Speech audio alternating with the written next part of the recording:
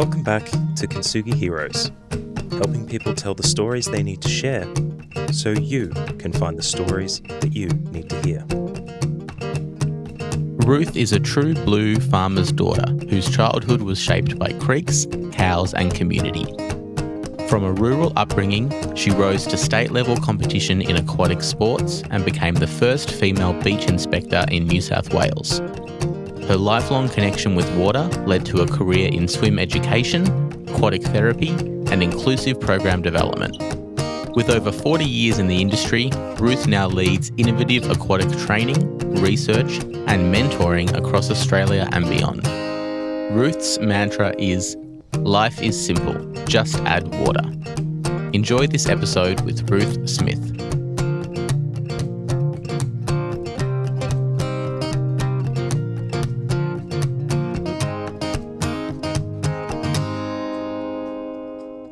Right, so Kintsugi Heroes listeners and fans and friends, welcome back to another Kintsugi Heroes Stories That Matter.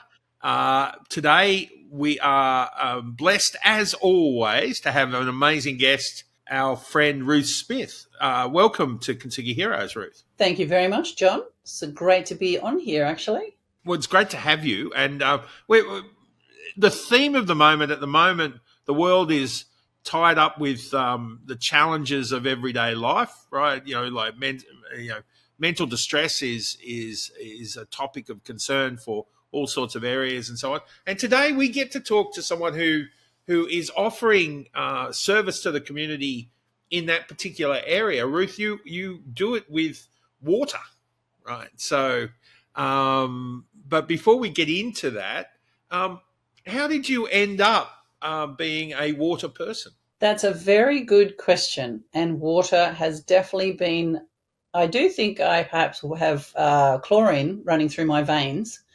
But I grew up on a farm and I was the youngest of four.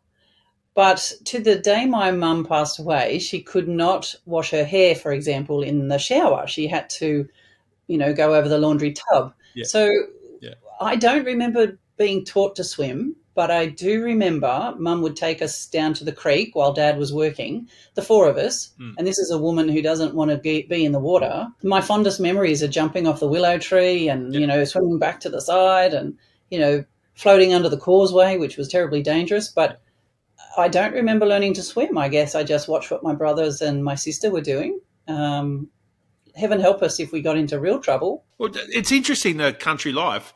That story is common. In fact, it resonates with myself. Early years on the farm, for me, a Kangaroo River was part of, went through our property, and it was a part of my life. But we had, I could swim the river underwater, but if I came to the surface, I would start drowning. Right. So it was like, you were a toddler practically on your own. You had to be able to navigate the river, but you didn't know how to swim. No. And the theme of water just was always through my life. I was a competitive swimmer, but I played water polo. I was the first female beach inspector in New South Wales. Just to jump back, how did you learn to swim then? Right. If you didn't remember learning to swim, how did you end up winning the school swimming carnival? Well, I think in those formative years, jumping off the willow tree and into the creek, I must have gained a real sense of how my body moves in the water, and working it out myself. And then we moved into town. We kept the farm, and we still have the farm, but we moved into town and lived across from the swimming pool. Right. So I spent the weekends, nothing formal, but just hanging out with friends. And I think I just got a real sense of where my body was in the water and how it moves through the water. Nothing formal. I think it was just subconscious. But my love of that feel drove me then, I went to swim training, and then the coaches were correcting my stroke and, making it a lot more efficient. And, of course, that squad training, did you do the early morning, Yeah. What is that? Why does the swim sport, infrastructure only want people who like to get up early? Well, I guess it weeds out the committed ones. and the committed parents. Well, it weeds out us who are more larky. I do good work in in the evening, right? It's possible. So becoming a lifeguard seems like a very sensible next holiday job for a competitive swimmer. Yeah. How did you end up taking it further? What did you discover when you was like supporting, saving people? You obviously had a natural affinity for the water. I felt strong in the water always. I joined the surf club at 14 with my sister and my brothers. So again, we were the first group of women allowed to go through our bronze medallion. But I always felt very strong in the water and competed against the men back then. We didn't have our own races. I had a real sense that I'd found my tribe in the water and that I wanted more of it. But I did the beach inspecting job for 2 years and then went on to uni, which took me to Wollongong. Fab. A beautiful water town as well, Wollongong. So, and of course, the unis were quite close, right? So Yep. So when you went studying, what were your plans for life, right? So, was it you were saying, I'm going to make this swimming thing something significant? Was that your thoughts? Absolutely, hit the nail on the head. So my first degree was done in Wollongong and I started sports science. But my thought was, I'm going to be the best sports scientist at the Institute of Sport in Canberra, and I will work out scientifically how we can make the Australian swimmers the fastest ever. That was what I was going to do with my sports science degree. Was that directly related to your competition experience, or did you take to coaching as well as swimming? Right.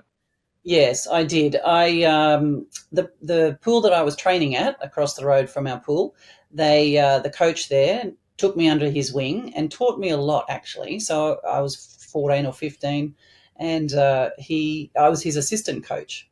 So I was working with young kids on the pool deck. I was still teaching swimming. When you're a part of our swimming club there at Wingham, where I grew up, part of the deal was that the older swimmers would teach swimming for free on Saturday mornings. Yeah. So that's how I really started. I was, very young, 14, but that was expected and we all did it. But then I was coaching in the afternoons. Of course, it's a very different competency coaching, because you can do something doesn't mean you can coach it. So did you feel like, I can do this. This is a direction. So it's very early to decide which way you want to go. Yes, it was actually. But I got all my tickets. You've got to be a qualified level of coach. And, I was a coach in synchronised swimming because I did that too. I was a coach in water polo. Like I just added and added and added. And it was something that then stayed with me. I've always coached or always taught swimming on the side, even if I've had full-time jobs. Sounds fantastic. Sounds very committed. So here you are, a sports scientist. Did you get to the Institute of Sport? No. It was, what happened was in our second year, there was the option for electives. And I chose a physiotherapist who really intrigued me because she was working with children from a special school in the pool. The pool was actually at the special school. Right. And I thought, wow, that's interesting. That was a whole new world to me, that that physios were working in the water with children. And I think it was only a 6-week period of time. Once a week I went and I was hooked. I then continued working voluntary with that lady. I wish I could remember her name. Yeah. Well, changing your life. Don't need names. Just just remember her fondly. It's interesting. What you were hooked. What was it? Was it the outcomes, or was it the process, or the people you were working with? What was the hook? I still say it to this day with the kids I'm working with. I think it was a selfish pursuit, and still is, because I do get so much out of it, John. It's very humbling. I felt that I could contribute to these children, and I was learning so much from this lady, the way that she moved with the kids and what she could get out of the children, really. And then you could see that their life was changing on land. So what she was doing in the water was having a big impact for their life on land. And I wanted more of that. The children obviously were, had challenges. Is it necessary?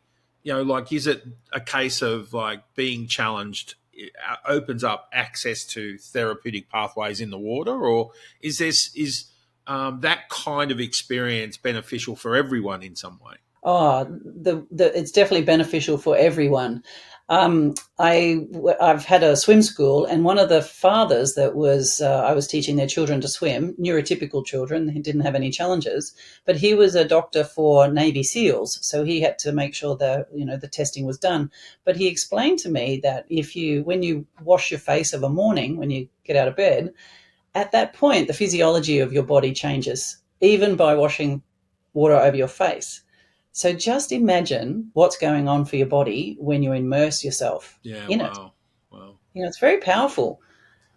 I often, working with say young men, I talk about the mirror process in the mornings, right? So that cold water splash on the neck and face, right? And then you look in the mirror and you have some affirmations that you throw at yourself. It's like that moment of gratitude and positivity to start the day, and it seems to be anchored by the process of splashing cold water on your face. So, isn't that interesting? So I'm very pleased to hear that you have that as an aspect of your work as well. Yeah. I love the idea. Like, it's very, in the Indigenous folks talk about being. They connect to land, and they also have, some culture is around the water, right? So they often identify as a landman or a countryman. This is my country, or they can be watermen, right? But certain tribes have an affiliation. Do you think that's true for us as well, like for people with Western backgrounds? Yes, I do. Absolutely. For myself, we walk a lot, Greg and I, my husband and I, and we could walk anywhere where we are. We could be in the rocks and trees, or we could be by the water. But generally, I choose, and we go to the water, go to the ocean. I think there's something very soothing about not being in the water, of course, but just walking by the water, but also the the smell of the salt and the rhythm of the waves, the sound of the waves. Excuse me, talking too much, see? By all means, dive into some water. That seems germane. Yeah. Yeah, so, to answer your question, I do feel that it is there for everybody. It's just that we're not probably attuned to it, that calming feeling. Yeah. So tell me, like, you have a background of getting a lot of exploring a lot of input and getting qualifications and so on. How did that progress your understanding of what seems to be a very visceral, right, a very kind of unconscious process? I did a lot of training here in Australia in this area, in the area of, neurodiversity, children with challenges, and it's mainly children that I work with. I do work with adults as well, but there was very little training here. I got to a point where I was researching where else in the world I could get this information. I've always had a real curiosity for things, but more so how a body moves in water, and if we do this, what would be the outcome, Yeah. So I was searching. There's always the why. Why is that behavior happening? Why, when I do this, the outcome is usually quite positive? So I supported myself and travelled, paid for my own study tours over the years, actually. The process of investing in yourself has obviously, sort of been reaped its rewards in you being, sort of significant in promoting this process, right?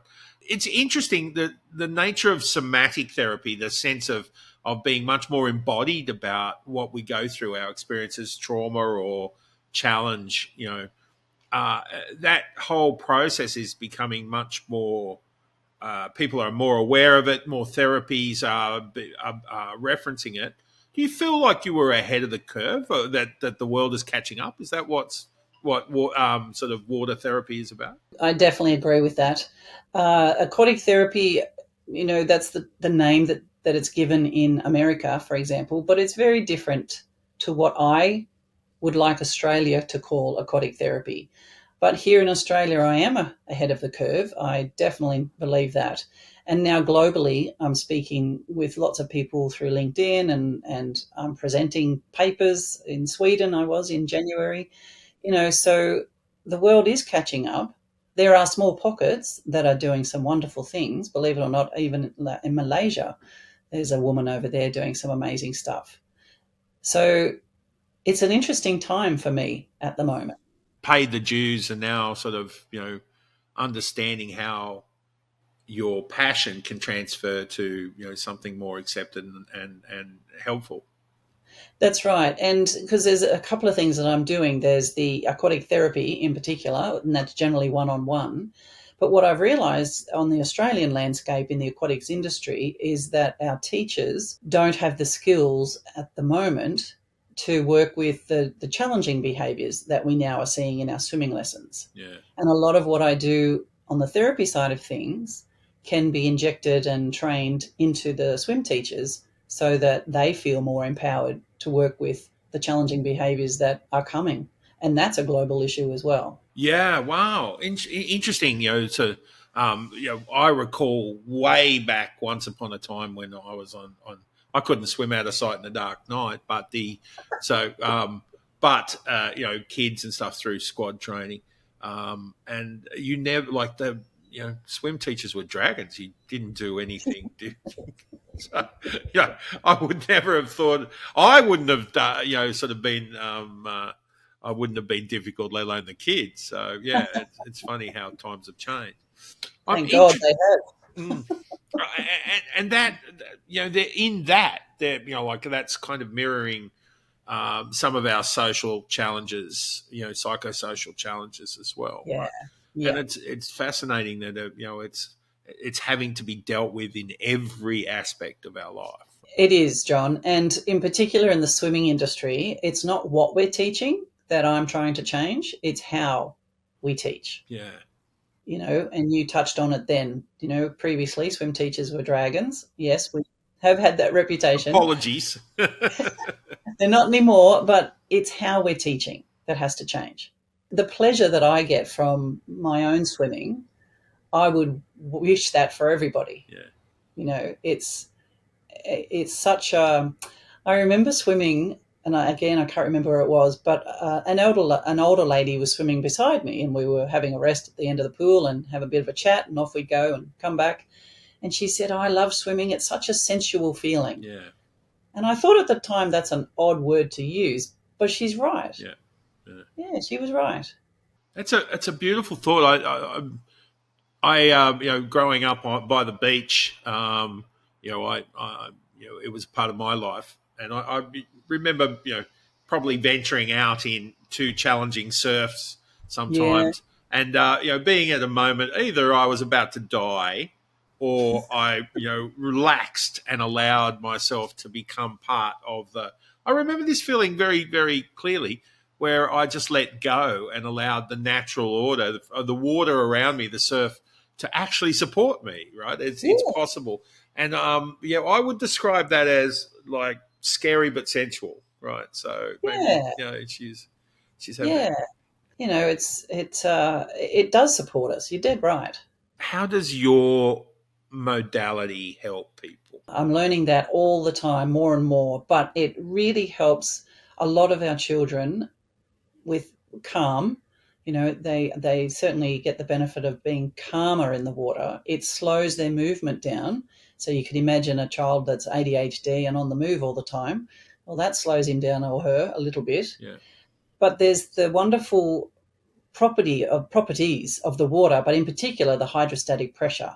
So, the deeper we go in water, the more pressure surrounds our body, and it surrounds our body evenly, and as we get older, a lot of us lose that sensation. But, if you can return to a deep area of the pool or ocean and just regain that sense of pressure on their joints, it's on their muscles, and that's very calming. it's very quiet under the water.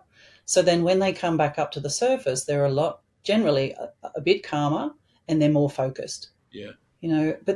But the water also helps with, there's heavy body movements that we can do above the water that get some of that energy out of their system so that they can focus. They've come from school usually, and they've been told what to do all day. I have to sit still, and I have to learn, and I have to write, and it could be a bit of a stress moment coming to the pool in the car. Mum and dad are late, and hurry up. And so when they get to the pool, if we just allow the kids a little bit of space to just get attuned into their body, and there's different things that you can do, strategies and little techniques to help them do that. You're changing how we're teaching. Now you're going to be teaching a child that is more in their body. They know where they are. They feel grounded in the water. And you're going to get a much better outcome with the lesson in particular. Yeah. We often talk about that process of decompressing or compressing or there are two words. There's grounding, right, which is funny that we're grounding in water, right? Yeah. And then you often hear people talk about the need to unwind as soaking. I'm going to soak in the bush or soak in the sea. So do you know why this works? The principles are around the properties of the water, but it's the physical nature, and that sounds odd, but there is a physical component of being in the water, and that resistance that you get in the water. So if a child is a little bit unfocused or discombobulated, for want of a better word, imagine going under the water and asking that child to jump up as high as they can and come down and splash their arms on the water, and let's do that 3 times. And let's get energetic. It's like not allowing kids to climb trees anymore. They've got to push, and they've got to pull, and they've got to feel their body being strong and with that resistance in the pool. Maybe even be upside down occasionally. Absolutely. And kids need to spin. They need to do handstands. I love that. All of that comes into my sessions. Whether it's a swimming lesson or a aquatic therapy session, but there's reasons why they need to spin. And turn upside down, as you said, and do tumble turns, do somersaults in the pool. But we're time poor. We've got to stick to a lesson plan. The manager is watching. The parents are expecting. There's a lot of pressure on a swim teacher, and now I'm asking the industry to change how we teach and have kids spinning and turning upside down and using equipment where they're making big splashes, oh, heaven forbid. Wow. You rebel, you. I am, but I'm passionate about it, and it's because I can see the benefits. I see it every day, John, when I'm working with these kids. It sounds very mission-y, like you have a mission. What is your mission? How do you articulate that to people? That's a good question. I think my mission is to really uncover and present the benefits of the medium of water, and to really show the aquatics industry, but the further the world, the allied health professions in particular, the physios and the OTs, that this medium has been overlooked. And that needs to change. I know the allied health profession, the physios and OTs, while a lot of them refer their clients to me, they don't necessarily want to get in the water. But I can see a real marrying of the aquatics industry and the allied health profession coming together and really putting this area on fire. Because and that's the third thing I'm trying to do. The swim teachers have the biomechanics. They understand the properties of the water. They understand children. And then you marry that with programs that can be developed with the physios and the OTs. It's a match made in heaven, I think, but it's about education. So there's a couple of missions. My other mission, I'm involved, it's my research project with the Western Sydney University. We've recently received ethics approval. So when you research aquatic therapy, there's not much evidence-based research from Australia, and nor is it across a variety of disabilities. Usually it's from America, and it covers autism. That's a general statement. Yeah. So my research project it's observational and it's quite small at the moment, but it's proving across 4 areas: communication, mood, daily living skills, and a fourth one I can't remember, proving that this works. So the idea is it will be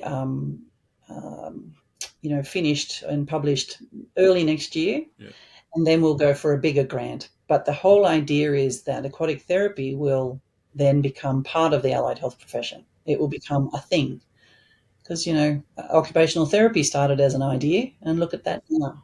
All sorts of, utilize, somatic therapy, yoga.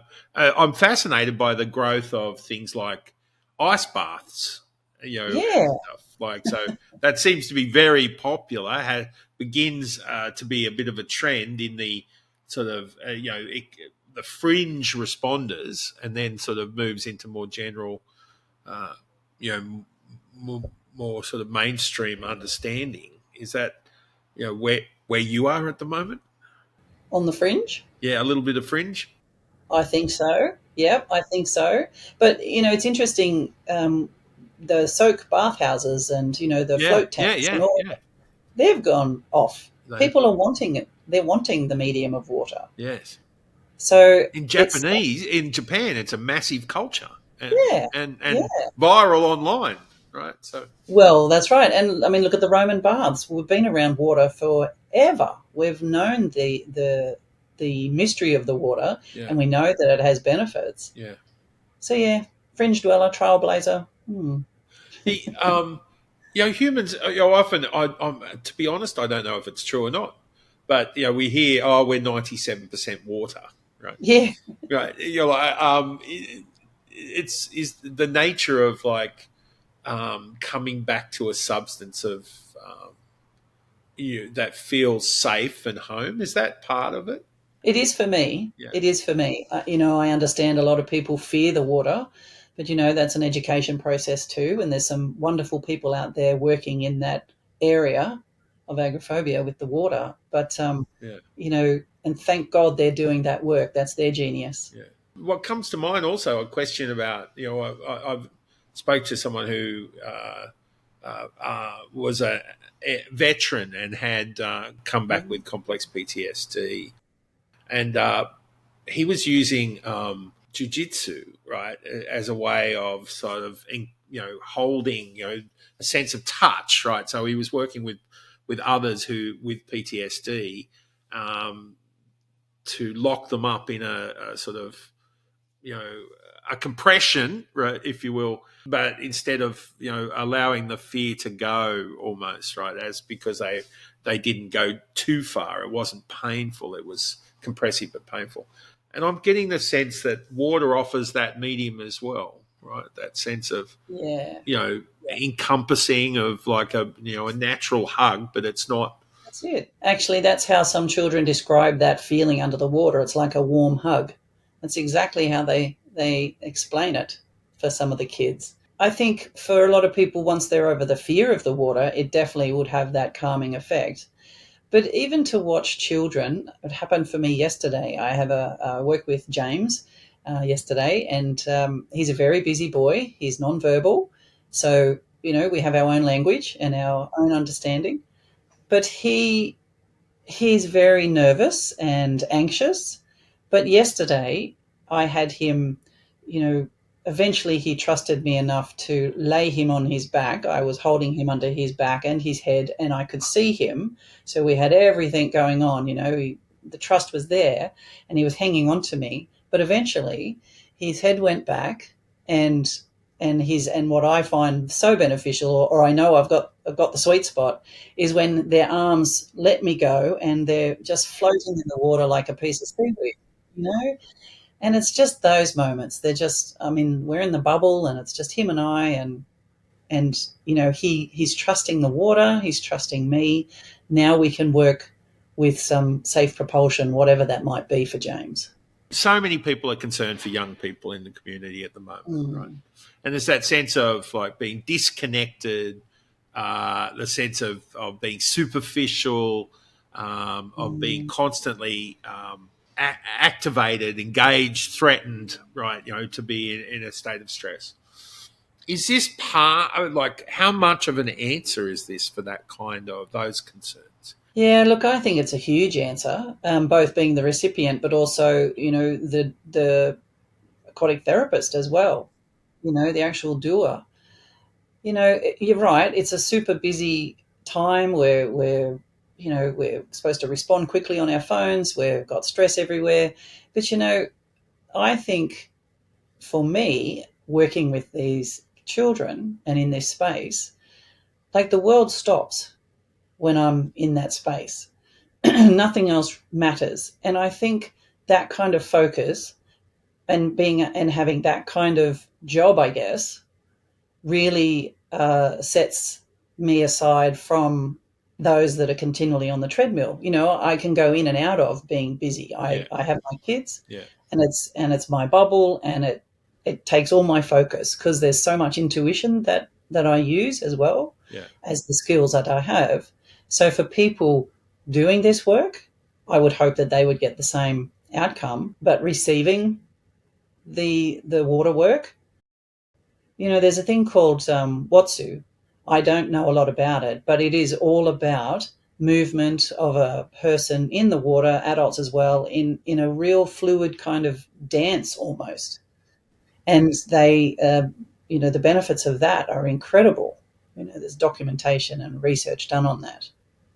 I'm not sure if I answered your question well there. No, it's lovely. And when you're describing those moments of, with James, right?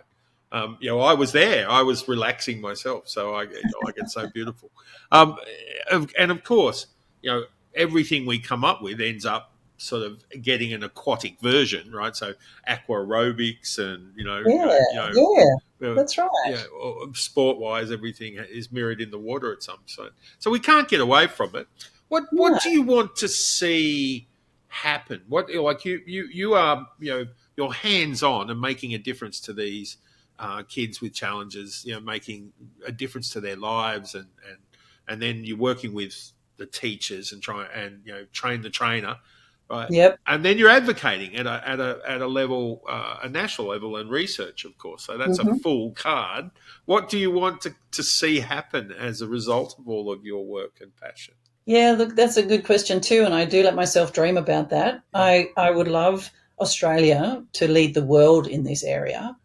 At the moment we're working on an Australian context, so to speak, but we should be leading the world in this because of our background with water.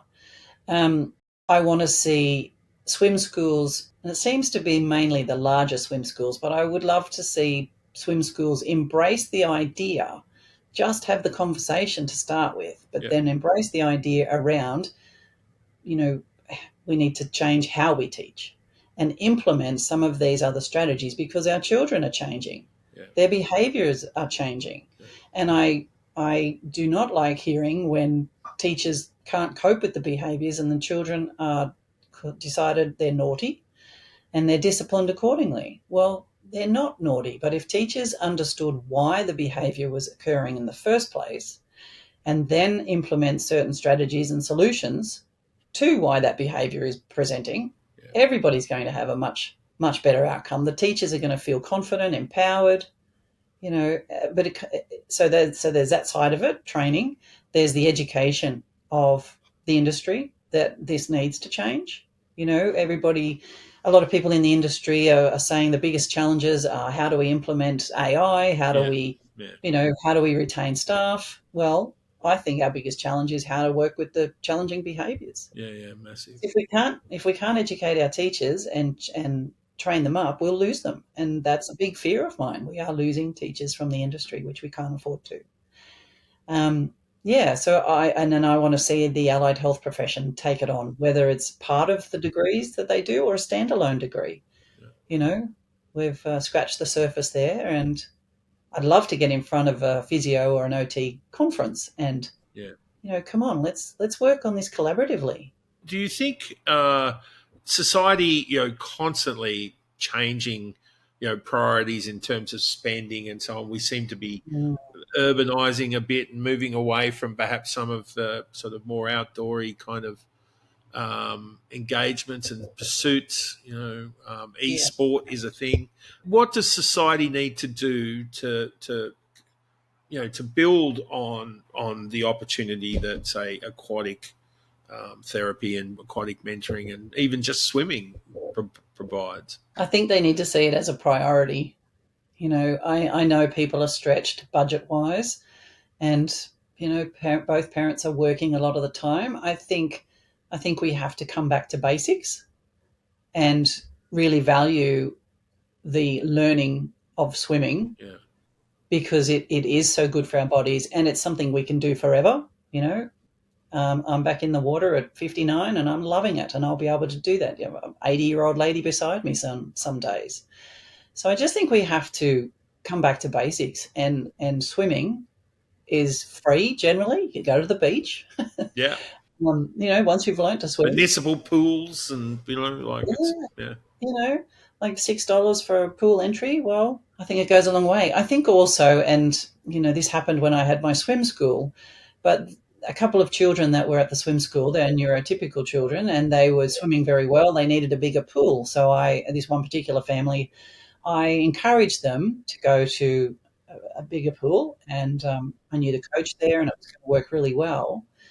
But the parent quietly said to me, look, I really don't want to. I don't want to get up early and then have to do that 2 or 3 times a week. I'm not motivated to do that. But the child's potential, so I think I'm a parent too. Sometimes we've got to get out of our own way and go, okay, this is something for the child.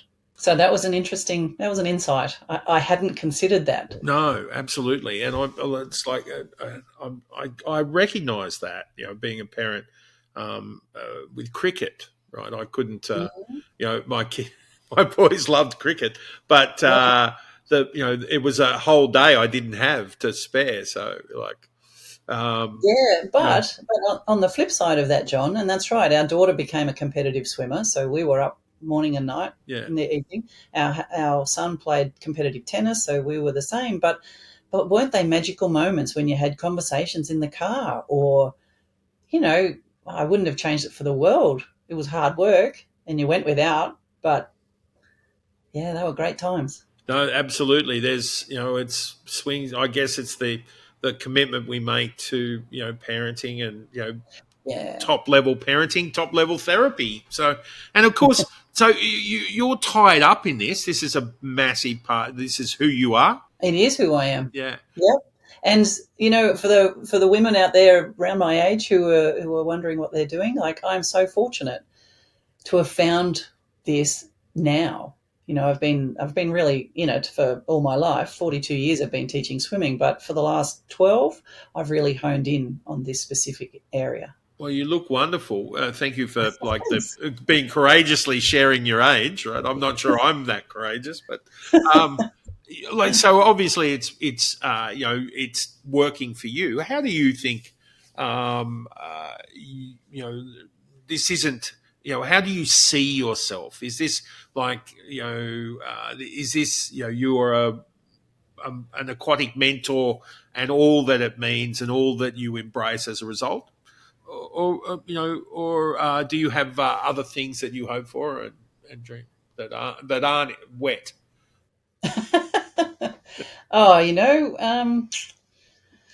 Golly.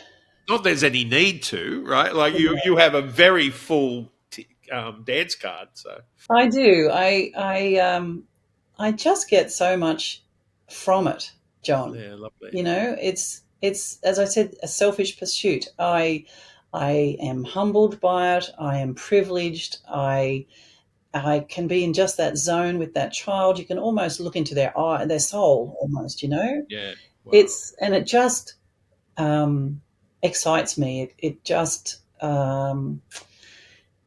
it's hard to explain, but it's a buzz. That's a beautiful way. Look, you are a wonderful advocate for a really interesting and important aspect of both therapy, but also of life, right? I think it's very much a good thing, a thing Australians identify as, being watermen sometimes. And so on. Yeah.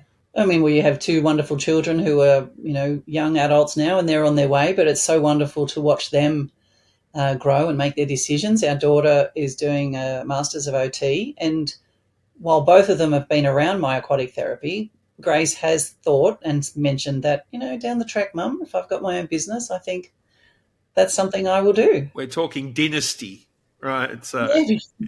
that's so good. Look, it's been fascinating to hear about your passion and your work and the potential it possesses. I feel very engaged in the whole process. I probably won't be taking up early morning squad work, right? But Okay.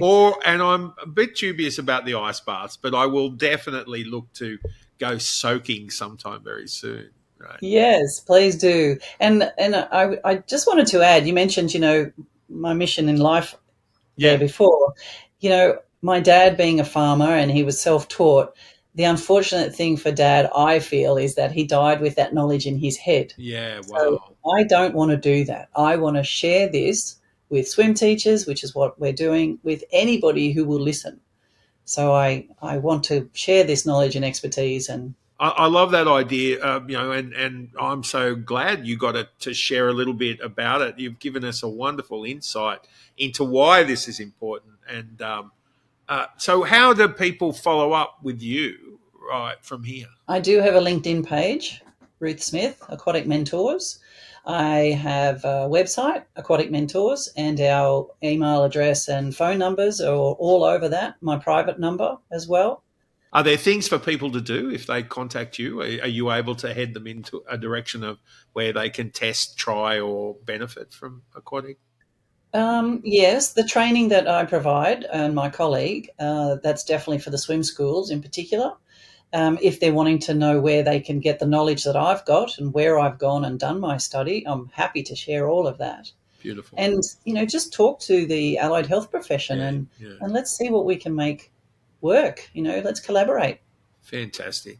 Thank you so much, Ruth, for sharing today. It's been fascinating. I'm really engaged and feel like I would like to go for a swim, but we'll see how that goes. Look, really, wonderful to chat. Thank you again, and thank you for being a Kintsugi hero. Fantastic, John. It's been an absolute pleasure. Thank you for listening to this episode of Kintsugi Heroes. Thank you to Colin Lilly for permission to use Broken as our theme music for this series. If you enjoyed this conversation, share the podcast with a friend and let us know by leaving a rating and review on Apple Podcasts, Spotify, or wherever you get your podcasts. If you'd like to support Kintsugi Heroes and the stories we share, head to kintsugiheroes.com.au and follow the instructions to make a tax-deductible donation. Thank you for listening, and we'll see you next time.